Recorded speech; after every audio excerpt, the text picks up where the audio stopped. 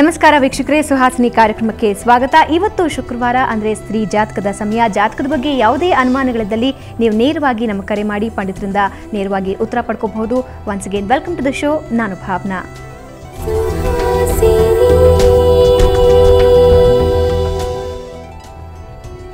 ನಿಮ್ಮ ಪ್ರಶ್ನೆಗಳಿಗೆ ಉತ್ತರ ಕೊಡೋದಕ್ಕೆ ನಮ್ಮ ಜೊತೆ ಇದ್ದಾರೆ ಶ್ರೀ ಗೋಪಾಲಕೃಷ್ಣ ಶಂಭು ಪಂಡಿತರು. ಪಂಡಿತರೇ, ಕಾರ್ಯಕ್ರಮಕ್ಕೆ ಸ್ವಾಗತ. ನಮಸ್ಕಾರ. ಸಾಮಾನ್ಯವಾಗಿ ಜಾತಕವನ್ನು ನೋಡುವಾಗ ಪ್ರಮುಖವಾಗಿ ಎಲ್ಲರೂ ಗಮನ ಕೊಡುವಂತಹದ್ದು ಕುಜದೋಷದ ಬಗ್ಗೆ. ಅಂದರೆ ಹೆಣ್ಮಕ್ಳಿಗಂತೂ ಇದೆ, ಅಂದರೆ ಮುಗದೇ ಹೋಯ್ತು, ಆ ಹೆಣ್ಮಗು ಮದುವೆ ಮಾಡಬಾರ್ದು, ಇಲ್ಲಾಂದರೆ ಆ ಮನೆಗೆ ಹಾಳು, ಮಾವನಿಗೆ ಹಾಳು, ಈ ರೀತಿ ಹಲವಾರು ಗೊಂದಲಗಳಿರುತ್ತೆ. ಈ ಕುಜದೋಷ ಅಂದರೆ ಏನು ಪಂಡಿತರೆ, ಮತ್ತು ಯಾವ ರೀತಿ ಪರಿಣಾಮ ಬೀರುತ್ತೆ? ಕುಜ ಅಂತಂದರೆ ಭೂಮಿ. ಸಾಮಾನ್ಯವಾಗಿ ಪ್ರತಿಯೊಬ್ಬ ಮನುಷ್ಯನ ಬದುಕಿಗೆ ಪ್ರತಿ ಗಂಡಿಗೂ ಬಂತು ಹೆಣ್ಣಿಗೂ ಬಂತು. ಕುಜದೋಷ ಅನ್ನೋದು ಕೇವಲ ಸ್ತ್ರೀಯರಿಗೆ ಮಾತ್ರ ಅಲ್ಲ, ಪುರುಷರಿಗೂ ಸಹ ಅಷ್ಟೇ ಮಹತ್ವದ್ದು. ಆದರೆ ಇವತ್ತಿನ ಕಾಲದಲ್ಲಿ ಪ್ರತಿಯೊಂದು ಏನಾಗಿದೆ ಅಂದರೆ ಈ ಜ್ಯೋತಿಷ್ಯ ಅನ್ನೋದು ಭಯ ಹುಟ್ಟಿಸುವುದಾಗ್ಬಿಟ್ಟಿದೆ. ಪ್ರತಿಯೊಬ್ಬರ ಜನಮನದಲ್ಲಿ ಕುಜದೋಷ ಇದೆ, ರಾಹುದೋಷ ಇದೆ, ಸರ್ಪದೋಷ ಇದೆ. ಈಗಾಗಲೇ ನಾನು ಬರುವಾಗಲೇ ಒಬ್ಬರು ಬಹಳಷ್ಟು ಹೊತ್ತು ಚರ್ಚೆ ಮಾಡಿದ್ರು ಕುಜದೋಷದ ಬಗ್ಗೆ. ಅವರು ಅನೇಕ ಬಾರಿ ಕುಜದೋಷಕ್ಕೆ ಅನೇಕ ಪರಿಹಾರ ಮಾಡಿದ್ದಾರೆ, ಆದರೆ ಇನ್ನೂ ಆ ಹುಡುಗನಿಗೆ ಮದುವೆ ಆಗಿಲ್ಲ. ಸಪ್ತಮದಲ್ಲಿ ಅಂಗಾರಕ ಇದ್ದಾನೆ. ಸಪ್ತಮದಲ್ಲಿ ಇರುವಂಥ ಅಂಗಾರಕ ದೋಷ ಹೆಣ್ಣಿಗೂ ದೋಷ, ಗಂಡಿಗೂ ದೋಷ. ಹೆಣ್ಣಿಗೆ ಅಷ್ಟಮದಲ್ಲಿದ್ದರೆ ಅಮಂಗಲ ಸೌಭಾಗ್ಯ ಸ್ಥಾನ ಹೇಳ್ತೇವೆ, ಸಪ್ತಮದಲ್ಲಿದ್ದರೆ ಪತಿಗೆ ಮಾರಕ ಅಂತ ಹೇಳ್ತೇವೆ. ಹಾಗಾಗಿ ಅಂಗಾರಕ ದೋಷ ಅನ್ನೋದು ಸ್ತ್ರೀಯರಿಗೆ ಎಷ್ಟು ದೋಷನೋ ಪುರುಷರಿಗೂ ಅಷ್ಟೇ ದೋಷ. ಪ್ರತಿಯೊಬ್ಬ ಜೀವಿಯೂ ಮನುಷ್ಯ ಭೂಮಿಯಲ್ಲಿರುವ ಅಂಗಾರಕ ಅಂದರೆ ಭೂಮಿ, ಮಣ್ಣು. ಸಾಮಾನ್ಯವಾಗಿ ನಮಗೆ ಹೇಳ್ತೇವೆ ಗಂಧವುಳ್ಳದ್ದೆಲ್ಲ ಭೂಮಿ ಅಂತ ಹೇಳ್ತೇವೆ. ಗಂಧವತ್ವಂ ಪೃಥಿವ್ಯಾಹ ಲಕ್ಷಣಂ. ನಮ್ಮ ಮನುಷ್ಯನ ಶರೀರದಲ್ಲೂ ಇದೆ, ಚರ್ಮ ಅದು ಗಂಧದಿಂದ ಕೂಡೋದು. ಹಾಗಾಗಿ ಭೂಮಿ ತತ್ವವನ್ನು ಹೊಂದಿದಂಥ ಪ್ರತಿಯೊಬ್ಬ ಮನುಷ್ಯನಿಗೂ ಚರ್ಮದ ಸಂಬಂಧಗಳಿರುವಂಥವರಿಗೆಲ್ಲರಿಗೂ ಗಂಧವುಳ್ಳಂಥ ಸಂಬಂಧ ಅದೆಲ್ಲವೂ ಭೂಮಿಯು. ಹಾಗಾಗಿ ಆ ಒಂದು ಭೂತತ್ವದಲ್ಲಿರುವಂಥ ಕುಜನ ದೋಷ ಹೆಣ್ಣಿಗೆ ಎಷ್ಟು ದೋಷನೋ ಗಂಡಿಗೂ ಅಷ್ಟೇ ದೋಷ. ಆದರೆ ಬೇರೆ ಬೇರೆ ದೋಷ ಒಂದೊಂದು ಭಾವದಲ್ಲಿ ಒಂದೊಂದು ರೀತಿಯನ್ನು ಕೊಡ್ತಾನೆ. ಕುಜದೋಷದಲ್ಲಿ ದಂಪತ್ಯೋರ್ ಜನ್ಮಕಾಲೇ ವೇದನ ಹಿಬುಕೆ ಸಪ್ತಮೇ ಲಗ್ನರಂಧ್ರೇ ಲಗ್ನಾತ್ ಚಂದ್ರಾಚ್ಚ ಶುಕ್ರಾತ್ ರವಿತನಯೋ ಭೂಮಿಪುತ್ರೋ ಸಿತಶ್ಚ ಅಂತ ಹೇಳ್ತಾರೆ. ಭೂಮಿಪುತ್ರ ಅಂತ ಅಂಗಾರಕ. ಹಾಗಾಗಿ ಕುಜನಿಗೆ ಭೂಮಿಪುತ್ರ ಅಂತ ಹೆಸರು. ಹಾಗಾಗಿ ನಾವೆಲ್ಲರೂ ಭೂಮಿಯಲ್ಲಿ ಪುತ್ರರೇ, ನಮಗೂ ಭೂಮಿ ತಾಯಿ, ಅದರ ಮಕ್ಕಳು ನಾವು. ಹಾಗಾಗಿ ನಮಗೂ ಕುಜನಿಗೂ ಎಷ್ಟು ಸಂಬಂಧ ಅಂದರೆ ಸಹೋದರ ಭಾವ ಸಂಬಂಧ. ಹಾಗೆ ಪ್ರತಿಯೊಬ್ಬ ಹೆಣ್ಣಿಗೂ ಗಂಡಿಗೂ ಕುಜ ಅನ್ನುವಂಥವ ಒಬ್ಬ ಸಹೋದರ ಇದ್ದಂಗೆ, ಅಣ್ಣ ತಮ್ಮ ಇದ್ದಂಗೆ. ಅಣ್ಣ ತಮ್ಮಂದಿರ ಪ್ರೀತಿಯೂ ಇರುತ್ತೆ, ಅಣ್ಣ ತಮ್ಮಂದಿರ ದ್ವೇಷವೂ ಇರ್ತದೆ. ಹಾಗಾಗಿ ಇಲ್ಲಿ ಕುಜ ರೋಗಕಾರಕ. ಕುಜನಿಂದ ಅನೇಕ ಥರದ ರೋಗವನ್ನು ಹುಡ್ತಾನೆ. ಸಪ್ತಮದಲ್ಲಿದ್ದರೆ ಗಂಡನಿಗೆ ದೋಷ, ಅಷ್ಟಮದಲ್ಲಿದ್ದರೆ ಸೌಭಾಗ್ಯಕ್ಕೆ ದೋಷ, 4ನೇ ಮನೆಯಲ್ಲಿ ಕುಜ ಇದ್ದರೆ ಅನೇಕ ಥರದ ರೋಗ ರುಜಿನಗಳು ಬರ್ತವೆ. ಇನ್ನು ಕುಜನ ಸ್ಥಾನ ಯಾವುದು ಅಂದರೆ ವೃಶ್ಚಿಕ. ಎಲ್ಲರಿಗೂ ಹೆಣ್ಣಿಗಾಗಲಿ ಗಂಡಿಗಾಗಲಿ ಆ ವೃಶ್ಚಿಕ ರಾಶಿಯನ್ನು ಕುಜನ ಸ್ಥಾನ. ಇನ್ನು ಇನ್ನೊಂದು ಕುಜನ ಸ್ಥಾನ ಯಾವುದು ಕೇಳಿದ್ರೆ ಮೇಷ. ಮೇಷ ಅಂದರೆ ಕಾಲಪುರುಷನ ತಲೆ, ವೃಶ್ಚಿಕ ಅಂದರೆ ಗುಹ್ಯ ಪ್ರದೇಶ. ಮನುಷ್ಯನ ಶರೀರದಲ್ಲಿ ಇರುವಂಥದ್ದು ಎಲ್ಲವೂ ಒಂದು ತಲೆಯಿಂದ ಗುಹ್ಯ ಪ್ರದೇಶವರೆಗೆ, ಅಂದರೆ ಹುಟ್ಟುವ ಪ್ರದೇಶದಿಂದ ತಲೆಯವರೆಗೆ ಇರುವಂತಹದ್ದು. ಹಾಗಾಗಿ ಮೂಲಾಧಾರ ಅಂತ ಹೇಳ್ತೇವೆ. ಕುಜ ಮೂಲಾಧಾರದಲ್ಲೂ ಇದ್ದಾನೆ, ಶಿರದಲ್ಲೂ ಇದ್ದಾನೆ, ತಲೆಯಲ್ಲೂ ಇದ್ದಾನೆ. ಹಾಗಾಗಿ ಕುಜನಿಂದ ಮಾನಸಿಕವಾಗಿ ತೊಂದರೆಯನ್ನು ಮಾಡ್ತಾನೆ, ದೈಹಿಕವಾಗಿ ತೊಂದರೆ ಮಾಡ್ತಾನೆ. ತಲೆ ಬಿಸಿ ಸಾಮಾನ್ಯವಾಗಿ ಕುಜನಿಂದ ಯಾವಾಗಲೂ ಬೆಂಕಿ ಅಗ್ನಿಕಾರಕನಾದ್ದರಿಂದ ಹೆಣ್ಣಿಗೆ ಮತ್ತು ಗಂಡಿಗೆ ಇಬ್ಬರಿಗೂ ಈ ಕ್ರೂರತ್ವ, ಸಿಟ್ಟುತನ ಬರೋದು ಜಾಸ್ತಿ. ಕುಜನಿಂದ ಏನು ಮಾಡ್ತಾನೆ? ಸಿಟ್ಟು ಮಾಡ್ತಾನೆ. ಹಾಗಾಗಿ ಸಿಟ್ಟು ಬರ್ತಾರೆ ಅಂದ್ಕೊಳ್ಳೆ ಕುಜ ಅಂದರೆ ಸರ್ಪದೋಷ. ಸರ್ಪನಿಗೆ ಸಿಟ್ಟು ಬರ್ತದೆ. ಸರ್ಪನಲ್ಲಿ ಸೌಮ್ಯವಾದ ಸರ್ಪನೂ ಇದೆ. ಹಾಗೆ ಕುಜದೋಷದಲ್ಲಿ ಉಚ್ಚನಾದ ಕುಜ ಒಳ್ಳೆಯ ಫಲವನ್ನು ಕೊಡ್ತಾನೆ. ಕುಜದೋಷ ಎಂದು ಮಾತ್ರಕ್ಕೆಲ್ಲ ಹೆಣ್ಣಿಗೆ ಗಂಡಿಗೆ ದೊಡ್ಡ ಅನಾಹುತ ಆಗತ್ತೆ, ಖಂಡಿತವಾಗಿ ಸುಳ್ಳು. ಕುಜನು ಒಳ್ಳೆಯ ಸಂಪತ್ತನ್ನು ಕೊಡ್ತಾನೆ. ಯಾಕೆಂದರೆ ಭೂಮಿಯೇ ಸಂಪತ್ತು. ಭೂಮಿಯನ್ನು ಆಳುವಂಥ ಕುಜ ಅವನು ಅನುಗ್ರಹ ಮಾಡಿದ್ರೆ ಎಲ್ಲ ರೀತಿ ಸಂಪತ್ತು ಕೊಡ್ತಾನೆ. ಕುಜನಿಂದ ಎಲ್ಲ ರೀತಿ ಭೂ ಸಂಪತ್ತು, ಭೂಮಿ ಕೊಡಿಸ್ತಾನೆ, ಧನ ಸಂಪತ್ತು ಕೊಡ್ತಾನೆ, ಆರೋಗ್ಯವನ್ನು ಕೊಡ್ತಾನೆ. ಹಾಗೆ ವೃಶ್ಚಿಕ ರಾಶಿಯಲ್ಲಿರುವಂಥ ಕುಜ ಸ್ವಕ್ಷೇತ್ರ. ಸ್ವಕ್ಷೇತ್ರದಲ್ಲಿದ್ದರೆ ತೊಂದರೆ ಕೊಡೋದಿಲ್ಲ. ಅದೇ ಕರ್ಕಟಕ ರಾಶಿಯಲ್ಲಿದ್ದರೆ ಕರ್ಕ ನೀಚ ಕ್ಷೇತ್ರ. ಆ ನೀಚ ರಾಶಿಯಲ್ಲಿದ್ದು ಅವನು ನೋಡುವಂಥದ್ದು ಆ ವೃಶ್ಚಿಕ ರಾಶಿಗೆ 12ನೇ ಮನೆ ಶುಕ್ರನ ಮನೆ. ಎಲ್ಲಿ ಕುಜನಿಗೆ ಶುಕ್ರನಿಗೆ ಸಂಬಂಧ ಆಗತ್ತೋ ಅಲ್ಲೆಲ್ಲ ವ್ಯಭಿಚಾರವನ್ನು ಮಾಡ್ತಾನೆ. ಕುಜನ ಮನೆ ಶುಕ್ರ ನೋಡೋದು, ಶುಕ್ರನ ಮನೆ ಕುಜ ನೋಡೋದು, ಅಥವಾ ಕುಜ ಶುಕ್ರ ಕೂಡುವುದು. ಅವರೆಲ್ಲರೂ ಸೇರಿ ಕುಜ ಶುಕ್ರರು ಕಾಡ್ತಾರೆ. ಅವರೆಲ್ಲಾದರೂ ಕೂಡಿದ್ರು ಅಂದರೆ ಆ ಮನುಷ್ಯನಿಗೆ ಆರೋಗ್ಯವಾಗಿರ್ಲಿಕ್ಕೆ ಬಿಡೋದಿಲ್ಲ. ಹಾಗೆ ಕುಜನ ಒಂದೇ ಶುಕ್ರನ ದೋಷ ಅಂತಲ್ಲ, ಕುಜನ ಒಟ್ಟಿಗೆ ಸೂರ್ಯ ಸೇರಿದೇನಾಗ್ತದೆ, ಅಸ್ತಮ ರೋಗಗಳು ಬರ್ತದೆ. ಅದು ಆ ಕರ್ಕಟಕ ರಾಶಿಯಲ್ಲಿ ಕುಜ ಸೂರ್ಯ ಇದ್ದು ಶನಿಯಿಂದ ನೋಡೋದಂದರೆ ಅವನಿಗೆ ನಿರಂತರ ಅಸ್ತಮ ಕಾಯಿಲೆಯಲ್ಲಿ ಬಳಲ್ತಾ ಇರ್ತಾನೆ.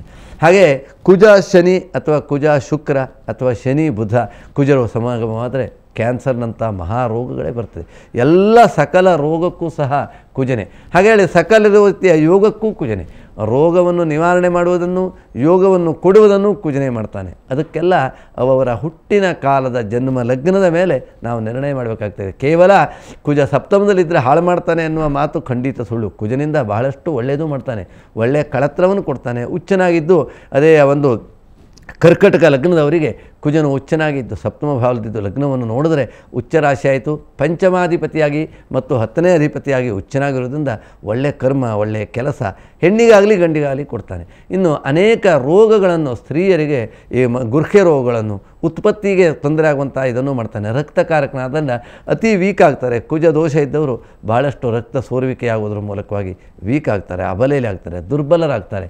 ಕುಜ ಅಂದ್ಕೊಳ್ಳೆ ಮನುಷ್ಯರಿಗೆ ಭಯವನ್ನು ಹುಟ್ಟಿಸ್ಬಿಡ್ತಾರೆ. ಆದರೆ ಕುಜನಿಗೆ ಭಯ ಹುಟ್ಟುವಂಥದ್ದು ಒಂದೇ ಯೋಗ ಅಲ್ಲ, ಒಳ್ಳೆಯ ಫಲ ಕೊಡುವಂಥ ಶಕ್ತಿಯೂ ಇದೆ. ಅದರ ಬಗ್ಗೆ ಹೇಳಬೇಕು ಅಂತಾದರೆ ಅನೇಕ ಯೋಗಗಳನ್ನು ನಾನು ಇವತ್ತು ಬರೆದು ತಂದಿದ್ದೆ. ಕುಜನಿಂದ ಯಾವ್ಯಾವ ಯೋಗ ಆಗುತ್ತೆ, ಯಾವ್ಯಾವ ಕೆಟ್ಟ ಯೋಗ ಆಗುತ್ತೆ, ಯಾವ್ಯಾವುದು ಒಳ್ಳೆಯ ಯೋಗ ಆಗುತ್ತೆ. ಖಂಡಿತವಾಗಿಯೂ ಈ ಯೋಗವನ್ನು, ಕುಜನ ವಿಚಾರವನ್ನು ಇನ್ನೂ ಮತ್ತೊಂದು ಸಂಚಿಕೆಯಲ್ಲಿ ನಾವು ಅನೇಕ ಮುಂದುವರಿಸಬೇಕು. ಕುಜ ಯೋಗ ಇದ್ದವರು ಒಳ್ಳೆಯ ರಾಜರಾಗ್ತಾರೆ, ರಾಜ ಮಹಾರಾಜರಾಗ್ತಾರೆ, ಮಾಂಡಲಿಕರಾಗ್ತಾರೆ, ಭೂಮಿಯನ್ನು ಆಳುವಂಥವ್ರಾಗ್ತಾರೆ. ಕುಜ ದೋಷರಾದವರು ಕೂಲಿಕಾರರು ಆಗ್ತಾರೆ, ಕಟುಕರು ಆಗ್ತಾರೆ. ಹಾಗೆ ಹೆಣ್ಣು ಹಾಗೆ ಕುಜದ ಯೋಗ ಇದ್ದಂಥ ಒಂದು ಹೆಣ್ಣು ಅತ್ಯಂತ ಮಹಾರಾಣಿ ಆಗ್ತಾಳೆ, ಅಥವಾ ಒಂದು ದೊಡ್ಡ ಅಧಿಕಾರಿ ಆಗ್ತಾಳೆ, ವಕೀಲರಾಗ್ತಾಳೆ, ಅಥವಾ ಭೂಮಾಲೀಕರಾಗ್ತಾಳೆ. ಅದೇ ಕೆಟ್ಟ ಯೋಗ ಇದ್ದವಳು ವ್ಯಭಿಚಾರಿ, ಕುಜ ಶುಕ್ರನ ಯೋಗ, ಕುಜ ಶನಿ ಯೋಗ ಇವರೆಲ್ಲ ಸೇರಿದಾಗ ಆ ವ್ಯಭಿಚಾರಿ ಹೋಗ್ತಾರೆ. ಅಂಥ ಯೋಗದ ಲಕ್ಷಣ, ಕುಂಡಲಿ ಇವನ್ನೆಲ್ಲವನ್ನು ನಾನು ಇವತ್ತು ಸಿದ್ಧಪಡಿಸಿದ್ದೆ ತಿಳಿಸಬೇಕು ಅಂತ. ಇವತ್ತಿನ ಕಾಲಾವಕಾಶ ಕಡಿಮೆ ಇರೋದ್ರಿಂದ ಈ ಸಂಚಿಕೆಯಲ್ಲಿ ಕುಜ ದೋಷದ ಬಗ್ಗೆ ಇನ್ನಿಷ್ಟು, ಕುಜ ದೋಷವೊಂದೇ ಅಲ್ಲ, ಕುಜನಿಂದ ಯೋಗವೂ ಇದೆ. ನಾವು ಎರಡೂ ಮುಖವಾಗಿ ನೋಡಬೇಕು. ನಾಣ್ಯದಲ್ಲಿ ಎರಡು ಮುಖಗಳಿರ್ತವೆ. ನಾವು ನೋಡ್ತಾ ಇರೋದು ಒಂದೇ ಮುಖ ನಾವು ನೋಡ್ತೇವೆ. ಆದ್ದರಿಂದ ಶುಭ ಯೋಗವನ್ನು ನೋಡಬೇಕು. ಕುಜನಿಂದ ಬರುವಂಥ ಅಶುಭ ಯೋಗ, ಅಶುಭ ಯೋಗಕ್ಕೆ ಪರಿಹಾರ ಇದೆ, ಶುಭ ಯೋಗಕ್ಕೆ ಸ್ವಾಗತವಿದೆ. ಯಾಕಂದರೆ ಶುಭ ಯೋಗ ಇದ್ದವರು ಅದನ್ನು ಹೇಗೆ ನಮ್ಮದಾಗಿ ಮಾಡಿಕೊಂಡು ಆ ಯೋಗದ ಫಲವನ್ನು ಅನುಭವಿಸಬೇಕು ಅದನ್ನು ನಾವು ತಿಳಿಸಬೇಕು. ಜ್ಯೋತಿಷ್ಯ ಅನ್ನೋದು ಸಂದೇಶನ ಯಾವಾಗೂ ಹೇಳ್ತಾ ಇರ್ತಾರೆ. ಜ್ಯೋತಿಷ್ಯಲ್ಲಿ ಈ ಯೋಗ ಇದ್ದವರು ಈ ರೀತಿ ಮಾಡಬೇಕು. ಭೂಮಿಯನ್ನು ಖರೀದಿ ಮಾಡಿ ರಿಯಲ್ ಎಸ್ಟೇಟ್ ಆಗಿ, ಅಥವಾ ಅಧಿಕಾರದಲ್ಲಿ ರಾಜ್ಯವನ್ನು ಆಳುವಂಥ ರಾಯಭಾರಿಗಳಾಗಿ, ಅಥವಾ ಕುಜ ಯೋಗ ಇದ್ದವರು ದೊಡ್ಡ ಇಂಜಿನಿಯರ್ ಆಗ್ಬೋದು. ಆದ್ದರಿಂದ ಶಸ್ತ್ರ ವೈದ್ಯರಾಗ್ತಾರೆ ಕುಜ ರೋಗ ಇದ್ದವರು, ಶಸ್ತ್ರ.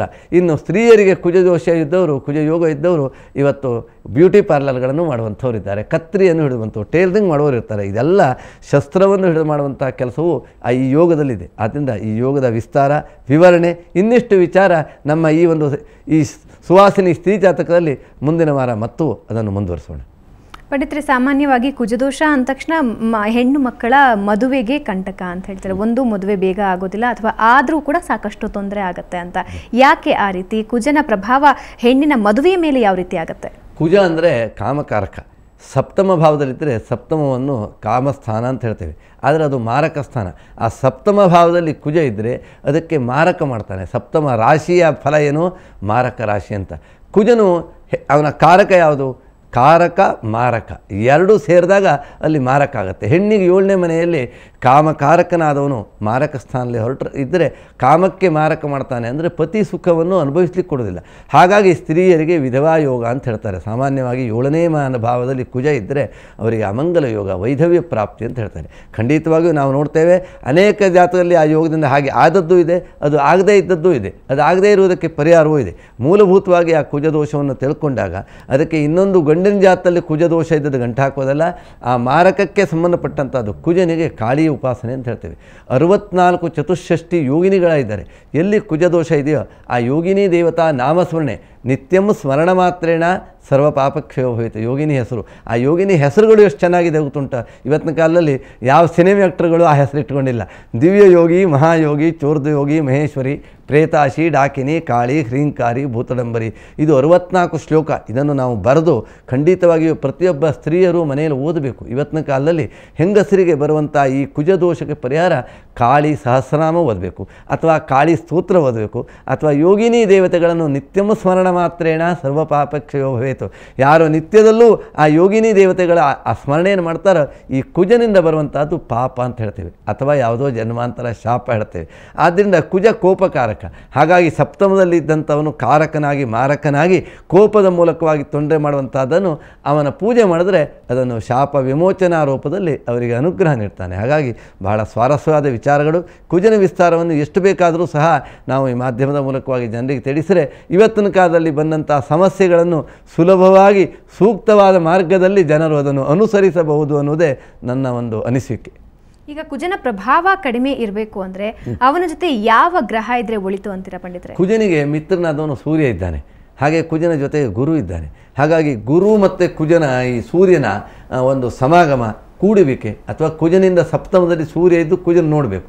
ಕುಜನಿಗೆ 3 ದೃಷ್ಟಿ ಇದೆ, ಸಪ್ತಮವನ್ನು, ಚತುರ್ಥವನ್ನು, ಅಷ್ಟಮವನ್ನು ನೋಡ್ತಾನೆ.